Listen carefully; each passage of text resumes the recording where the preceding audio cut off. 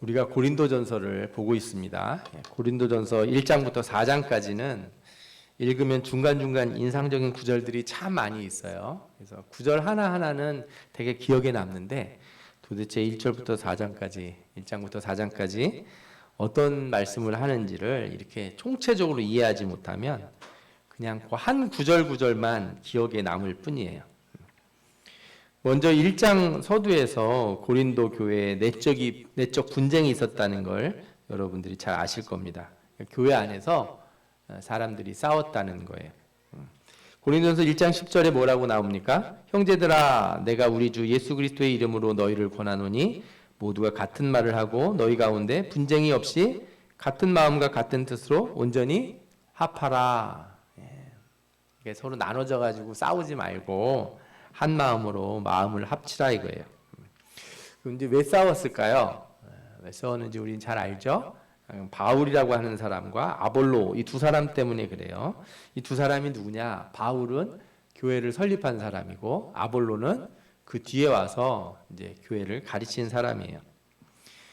그런데 사람들이 나는 바울 편이야, 나는 아볼로 편이야 이렇게 편이 갈린 거죠. 젊은 아이들도 보면은 가수들 있지 않습니까? 가수들이 이렇게 여러 명이 나와서 막 춤추고 하는 가수들 중에서도 자기는 누가 좋아, 나는 누가 좋아 그러면서 이렇게 편을 가르더라고요. 사실 편 가르는 것처럼 아주 흔한 일이 없는 것 같아요. 꼭 이렇게 모두가 다 똑같이 좋은지는 않은가 봐요. 바울은 이 문제를 해결하는데 다음과 같은 순서로 말씀을 가르칩니다. 첫 번째로 자신이 복음을 전한 방식이 세상의 지혜나 변론이 아니다 이렇게 가르쳐줘요. 내가 너네들 가르친 거는 학교에서 공부하는 거 뭐 박사처럼 똑똑하게 아니면 과학이나 무슨 수학이나 막 이런 걸로다가 가르친 게 아니고 오직 하나님의 능력을 따라서 가르친 것이다.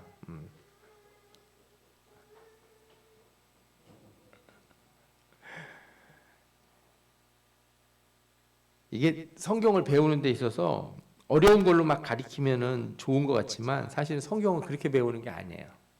성경은 공부 못한 사람도 배울 수 있고 학식이 없는 사람들, 어린 아이도 배울 수 있어요. 성경은 다 하나님의 능력으로 배우는 거기 때문에 뭘 많이 알고 기초 지식 같은 게 필요한 게 아니에요. 고린도전서 1장 21절에 하나님의 지혜에 있어서 이 세상이 자기 지혜로 하나님을 알지 못하므로 하나님께서 전도에 미련한 것으로 믿는 자들을 구원하시기를 기뻐하셨도다 이렇게 말씀했어요. 그러니까 세상 사람들이 자기 지혜로 하나님을 아는 것을 하나님이 좋아하지 아니하세요. 공부 많이 해가지고 하나님을 아는 거 하나님이 좋아하지 않는다는 거예요. 그래서 어떤 걸로 복음을 증거하셨냐? 미련한 것으로 전하셨다 그러는 거예요. 미련하다는 말이 뭐예요? 세상 사람들을 보기에 아니 그렇게 얘기해가지고 어떻게 이해가 되냐? 그렇게 말해가지고 어떻게 성경이 깨달아지겠냐? 좀 차근차근 설명을 해주고 학교에서 가르치듯이 ABCD부터 시작해가지고 공식도 차근차근 제시를 해주고 단계적으로 이렇게 설명을 해줘야지. 그냥 무대뽀로 예수 믿으라고 그러면 어떻게 예수가 믿어지냐 이렇게 말할 수 있는데 아닙니다. 예수 믿는 거는 때로는 세상 사람들 보기에 미련한 방법으로 예수를 믿게 된다는 거예요. 그래서 참 좋아요. 저는 제가 머리가 나쁘기 때문에 복잡한 시험을 봐가지고 예를 들어서 시험 몇 과목을 봐서 평균 몇 점 이상 돼야지만 예수 믿을 수 있다 이렇게 자격증 같은 게 나오면 저는 예수 못 믿었을 것 같아요. 그죠? 그런데 누구나 믿을 수 있는 복음을 주셨기 때문에 하나님이 왜 이렇게 하셨는가 성경에 나옵니다. 아무도 자랑하지 못하게 하려 함이라 이렇게 나와요. 만약에 공부를 많이 하고 지혜로운 사람만 하나님을 믿을 수 있다면 똑똑한 사람들이 자랑할 거 아니에요. 야, 너는 몇 번 시험 봐서 예수 믿게 됐냐? 이렇게 물어볼 거 아닙니까? 예전에 그 운전면허 같은 것도 딸 때 떨어지고 그러면은 나는 한 번에 붙었다. 너는 몇 번에 붙었냐? 뭐 이런 거 하지 않겠어요? 그런데 예수 믿는 건 그런 게 없다는 거예요. 그래서 똑똑한 사람도 자랑할 수 없고 또 못 배운 사람도 자랑할 것도 없어요. 모두가 다 똑같아요.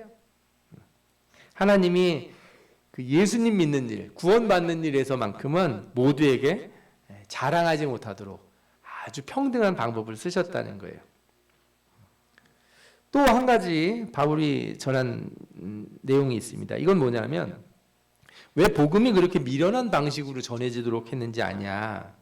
그거는 복음은 오직 성령의 능력으로만 깨달아지기 때문이다. 이렇게 말했어요. 그러니까 교회 나와서 설교를 들었는데 이게 믿어지는 거는 내 의지가 아니에요. 내가 믿고 싶다고 믿는 게 아니에요. 물론 겉으로 보기에는 내가 노력을 해야 돼요. 내가 열심히 와서 예배 시간에 앉아 있고 설교 시간에 졸지 않고 딴잠 피지 않고 뭐 핸드폰 보거나 뭐 이렇게 하면 안 돼요. 그죠? 오직 주님만 생각하고 말씀을 잘 들으려고 애를 써야 돼요. 그건 당연한 사실이에요. 그럼에도 불구하고 우리가 학교에서 열심히 집중한다고 해서 공부 잘하는 건 아니잖아요. 그죠? 우리가 똑같이 학원 같은 데 가서 뭐 수업 듣는다고 해서 모두가 점수를 똑같이 맞는 건 아니에요. 왜 그러겠어요? 사람마다 지혜나 이해 능력이 달라서 그렇잖아요. 성경을 배우는 데 있어서는 사람의 지혜가 아니고 성령이 그걸 도와주세요. 그래서 성령은 세상의 방법을 쓰지 아니하시고 하나님의 방법으로만 사람들에게 깨닫게 해주세요. 저는 이것이 참 놀라운 일이라고 생각이 들어요. 그래서 이것을 경험한 사람들은 어떻게 되냐 하면 내가 예수를 믿는데 이게 뭐라고 설명하기 어려워요. 제가 그래도 광고 얘기 한번 드렸잖아요. 이거 참 누구한테 좋은데 참 말을 할 수가 없고 뭐 이런 광고가 있다고. 예? 똑같습니다. 내가 예수 믿는데 왜 예수 믿어? 너 어떻게 그 예수님이 십자가 달려 죽었다는 게 어떻게 믿어져? 그랬을 때 뭐라고 대답해요? 나도 잘 모르겠어. 내가 어떻게 예수 믿는지 나도 잘 이해가 안 돼. 근데 예수가 믿어져. 예수님이 날 위해 죽으셨다는 게 믿어진다고. 그게 나도 놀라워. 이렇게 고백하는 게 정상이에요. 성령이 왜 우리에게 복음을 가르쳐 주실 수 있냐? 성경에 이렇게 나와요. 오직 하나님의 성령으로 이것을 우리에게 보이셨으니 성령은 모든 것 곧 하나님의 깊은 것까지도 통달하시느니라. 사람의 일을 사람의 속에는 영 외에 누가 알리요? 이와 같이 하나님의 일도 하나님의 영 외에는 아무도 알지 못하느니라. 이렇게 나와요. 성령이 누구시냐면 하나님의 영이에요. 우리 사람에게는 우리 영혼이 다 있지 않습니까? 그렇죠? 하나님에게 하나님의 영이 있어요. 하나님의 영이 누구세요? 성령이세요. 성령 하나님께서 하나님을 잘 아시는 거예요. 그래서 이 성경이 하나님 말씀인데 하나님이 저자잖아요. 이거 쓰신 분이라고요. 그러니까 이 성경이 무슨 뜻인지는 누가 제일 알수 있겠어요? 하나님이 제일 잘 아신다고요. 하나님이 쓰셨는데 하나님 본인은 그렇게 쓰셨는지 모르지만 내가 보기엔 그렇지 않습니다. 이렇게 빡빡 우기면 안 됩니다. 하나님이 쓰신 거 하나님이 설명을 해주시려고 할 때 그걸 아멘하고 받아들여야 돼요. 내 마음대로 해석하고 그러면 안 돼요. 영화나 뭐 이런 만화 이런 거 보면은 감독은 그런 생각이 전혀 없는데 평론가들이 막 자기 멋대로 평론을 하잖아요. 그죠? 제가 그런 걸 많이 봐요. 이번에도 우리나라가 축구를 이겼어요. 그래서 막 사람들이 너무 좋아하는 거예요. 근데 질 때는 다 누구 잘못이에요? 감독. 감독이 그렇게 해가지고 우리 팀이 엉망이다. 왜 쟤를 안 쓰냐 막 이러다가 이기면 어떻게 돼요? 갑자기 그 감독이 명장이 됩니다. 해석하기 나름인 거예요. 자기 마음대로 해석을 해서. 그런데 성경은 그럴 수 없어요. 성경은 오직 누구의 해석을 따라야 돼요? 성령의 해석을 따라야 돼요. 그러니까 성령이 가르쳐주는 대로 배우고 성령이 가르쳐주는 대로 믿는 것, 이게 복음의 진리다. 이렇게 이야기를 한 거예요. 그래서 바울이 뭐라고 얘기했냐면 우리가 그리스도의 마음을 가졌느니라 이렇게 얘기해요. 하나님의 영, 예수 그리스도의 마음을 가지고 너희를 가르쳤다 이렇게 표현을 한 거예요. 자, 그러면 앞서서 얘기를 드렸잖아요. 바울이랑 아볼로라는 사람 때문에 교회가 이렇게 싸움이 벌어지고 나는 누구 편이야, 난 누가 더 좋아 막 이랬다는 말이에요.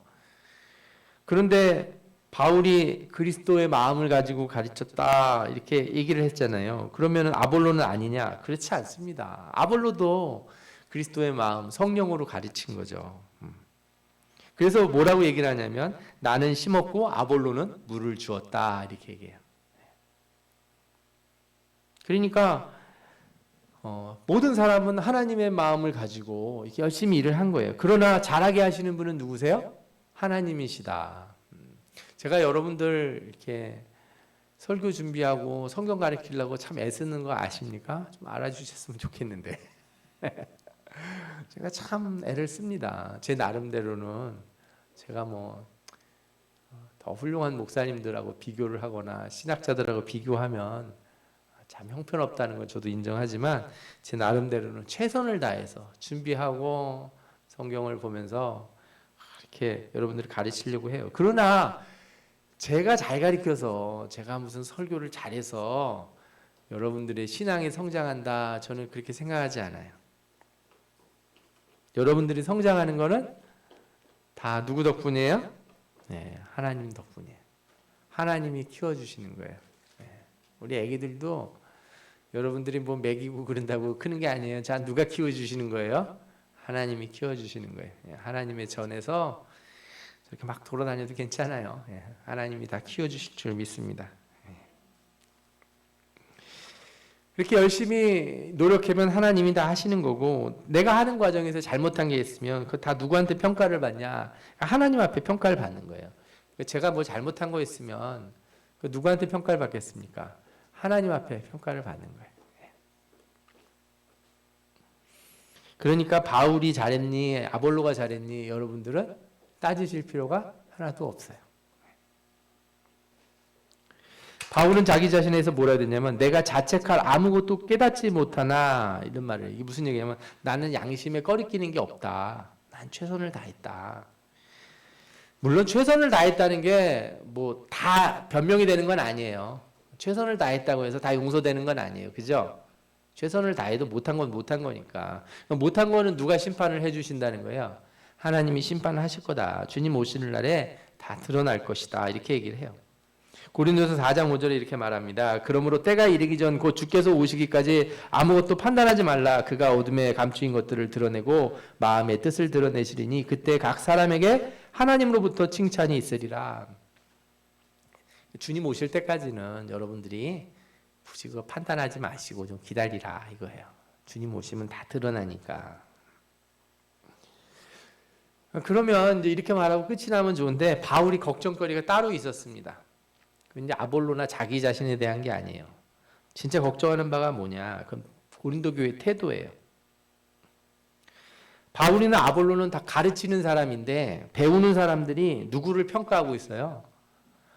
바울과 아볼로를 평가하고 편을 가른 거예요.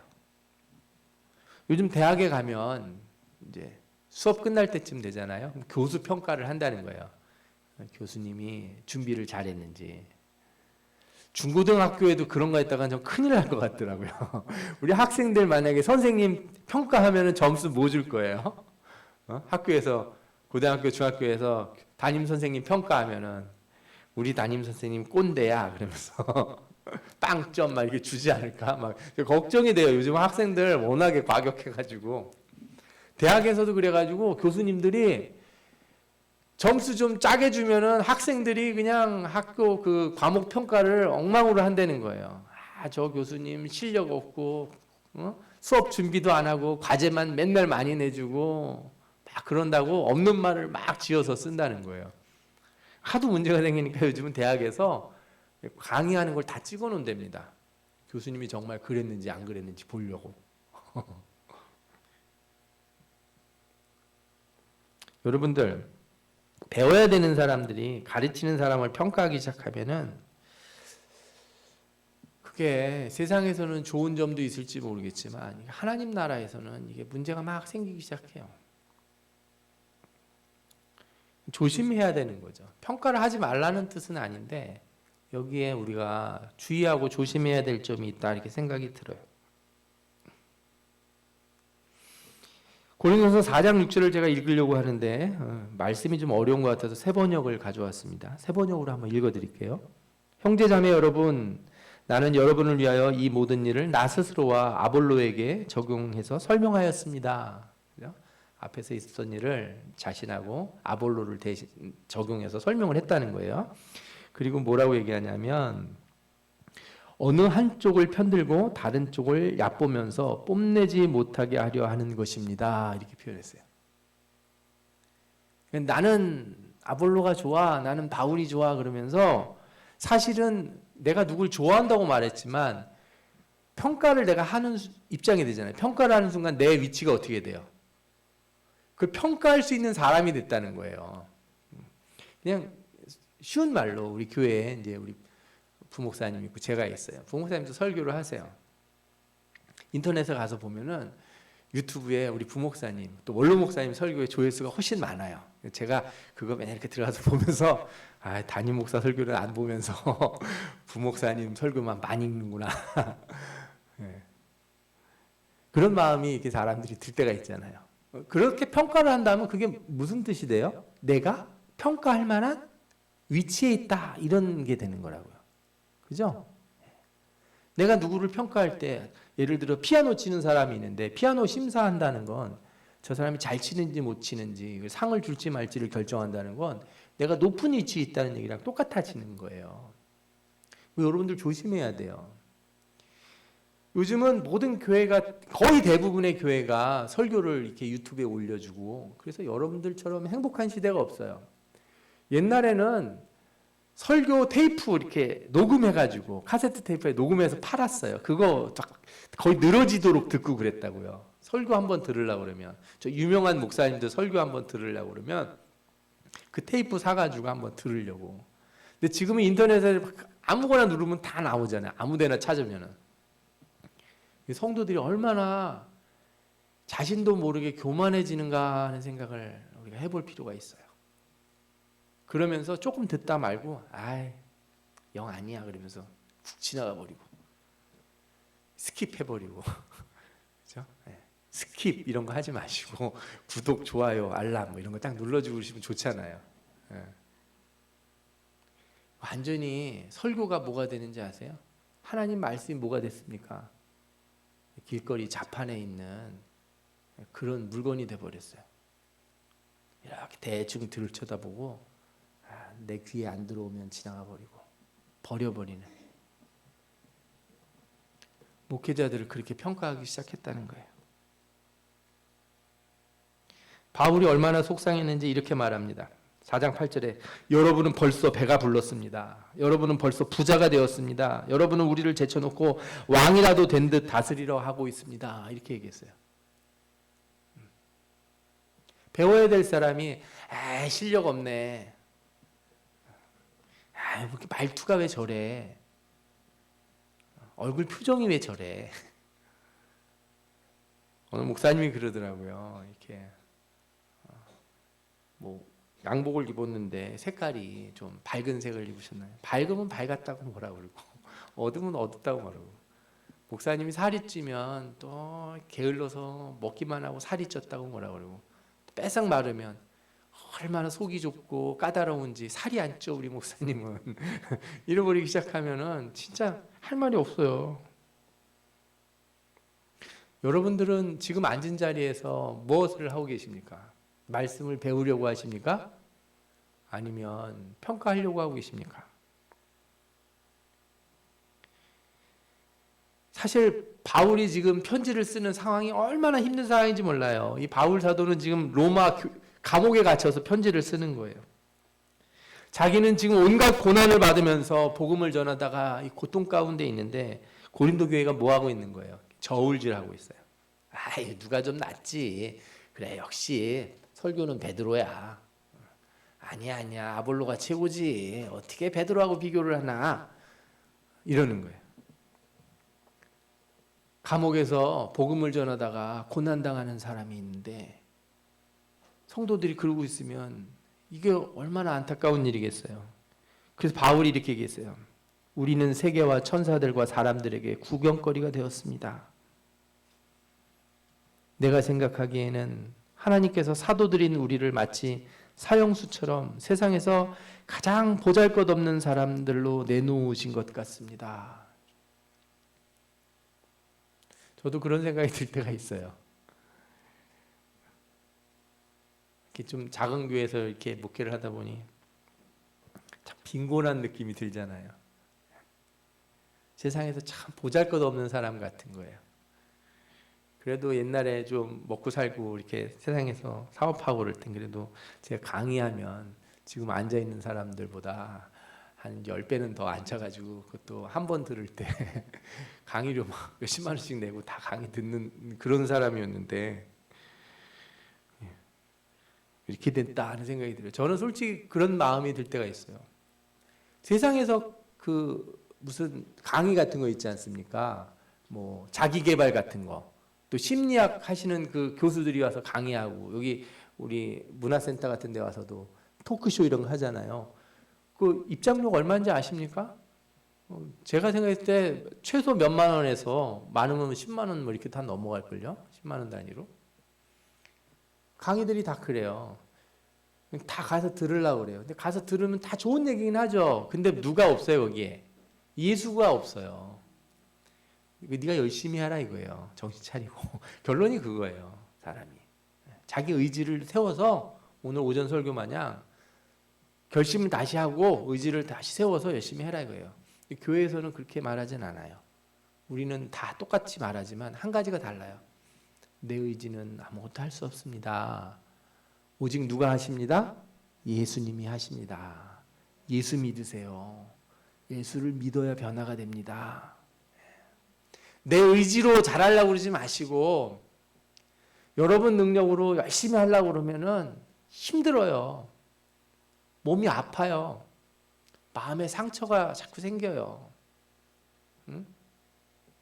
자녀들도 기르다 보면 내 생각대로 하면 몽둥이로 막 10번은 더 팼을 것 같은 생각이 들지만 주님의 마음으로 보면 너무너무 눈물이 나고 기도를 하게 돼요. 왜? 안타까워서. 누가 가리키나. 우리 아이들, 우리 학생들 어떻게 하면 좋을까? 예수님 믿고 천국 가야 되는데 누가 우리 친구들을 가르쳐 줄 수 있을까? 누가 어린 자녀들을 바로 가르칠 수 있을까? 내 마음대로 하면, 승질대로 하면 뭐 그냥 내 하고 싶은 대로 하겠죠. 그러나 그럴 수 없잖아요.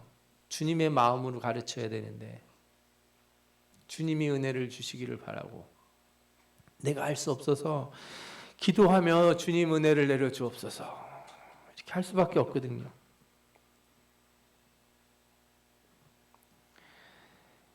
고난과 핍박 가운데서 복음을 전한 수많은 사람들이 어려움을 겪고 있는데 마치 영광의 자리에 앉은 사람들처럼 이들을 평가한다면 정말 안타까울 겁니다.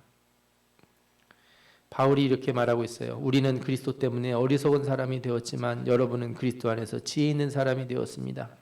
우리는 약하나 여러분은 강합니다. 우리는 천대받고 있으나 여러분은 영광을 누리고 있습니다.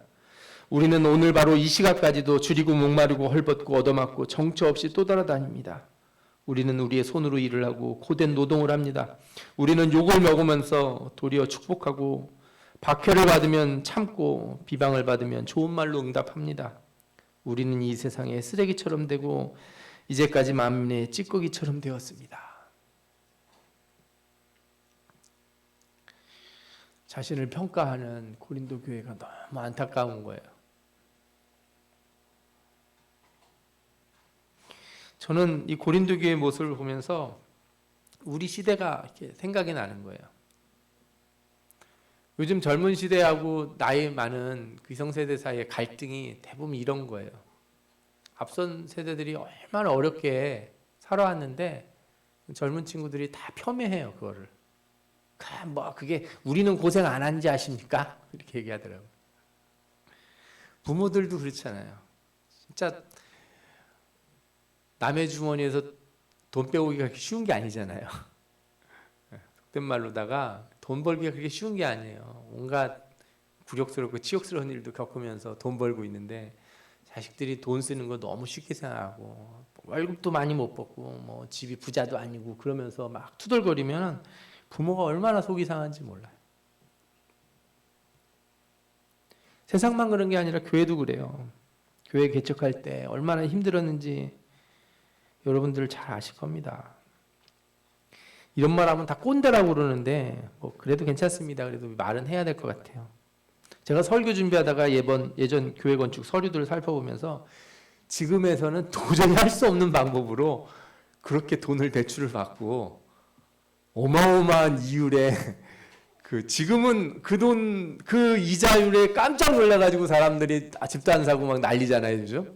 근데 그거보다 더 높은 이자로다가 돈을 빌려서 그걸 갚아가며 교회를 쳤어요.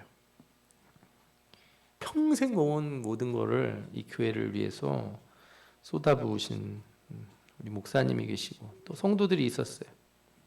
그런 분들 없었으면 교회는 세워지지도 않았을 거예요, 그죠? 꼭 돈뿐만이 아닙니다. 우리가 얼마나 많은 기도를 하고 금식을 하고 눈물을 쏟았는지 잘 생각해 보십시오. 우리 목사님처럼 금식 많이 하신 분이 또 어딨나 생각이 들어요. 바울이 말한 것처럼 줄이고 목마르고 헐벗고 얻어맞고 정처 없이 떠돌아 다녔다는 표현이 우리 교회에 있었습니다.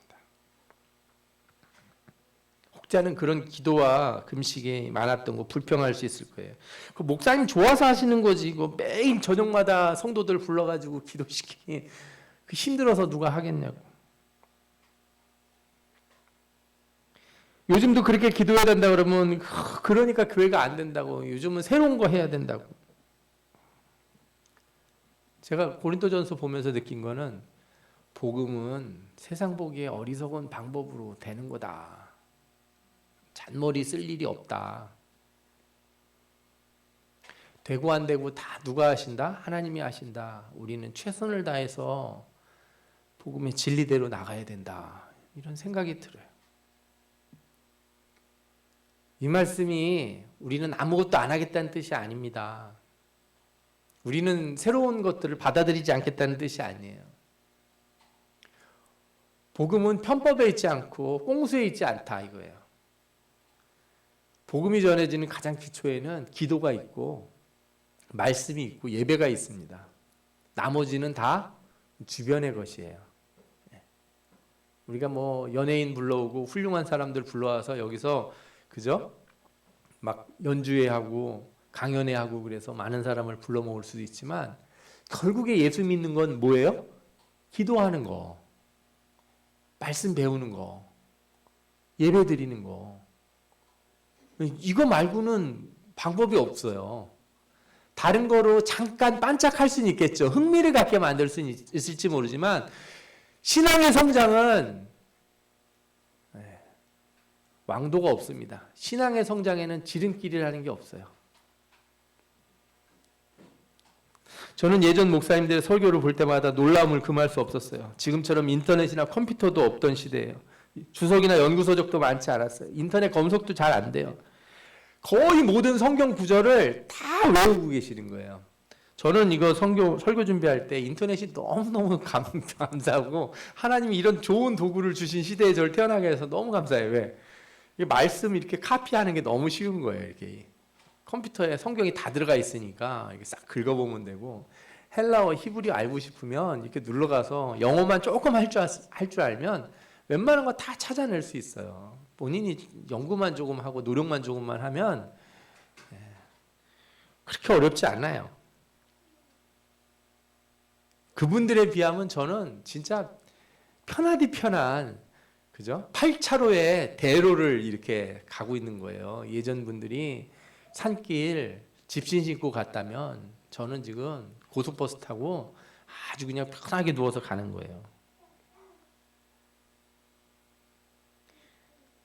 저는 절대 신학하는 사람으로 설교하는 사람들로 그런 분들의 설교를 평가할 수가 없어요. 말씀을 제대로 모르거나 헬라어도 모르고 본문도 몰라서 역사적 배경도 몰라서 그렇게 설교를 하시냐 이렇게 말할 수 없어요. 저는 절대 그렇게 하고 싶은 마음이 알면 알수록 더 할 수 없어요. 그분들의 복음으로 제가 배웠거든요. 그렇게 전한 말씀으로 제가 성장했거든요. 우리가 대단한 학자가 가르쳐서 예수 믿은 게 아니고 초등학교 졸업하시고 중학교 졸업하시고 예수 믿는다고 집에서 쫓겨나신 분들 그분들한테 배워서 신앙이 성장한 거거든요. 그런데 어떻게 이제 와서 우리가 저울질하고 판단하고 누가 낫네, 누가 설교가 좋네, 이렇게 무슨 올림픽 체조 선수 심판들도 아니고 점수를 매겨가겠습니까? 여러분, 이런 말씀 드리는 건 여러분을 부끄럽게 하려고 드리는 게 아닙니다. 고린도전서에서 바울도 똑같이 얘기하고 있어요. 내가 너희를 부끄럽게 하려고 이것을 쓰는 것이 아니라 오직 너희를 내 사랑하는 자녀같이 권하는 것이니라. 저도 여러분에게 부드럽게 권하는 것입니다. 말씀드리고 싶어요. 복음은 내 취향대로 골라먹는 아이스크림이 아닙니다. 점수 매기고 평가하는 게 복음이 아니에요. 바울은 자신의 마음을 이렇게 표현했습니다. 그리스도 안에서 1만 스승이 있으되 아버지는 많지 아니하니 그리스도 예수 안에서 내가 복음으로 너희를 낳았음이라. 복음으로 낳았다 이렇게 말하는 것, 이건 결코 바울의 교만이 아닙니다. 그는 그럴 말을 할 수 있는 사람이에요. 그런 노력을 하고 선교를 하고 전도를 하다가 감옥에 있어요. 그는 핍박을 피하지 않았어요. 여러 번 죽을 뻔했습니다. 돌에 맞았습니다. 채찍에 맞았어요. 그 마음으로 복음을 전해왔다는 거예요. 저는 먼저 우리 교회에 이런 바울과 같은 우리 원로 목사님이 있음을 감사합니다. 많이 배우시고 많이 알고 언변이 좋고 박사학위 이런 거 없으신 거 알잖아요. 전 박사학위 따는 거 반대했습니다. 그런 박사는 따지 마시라고.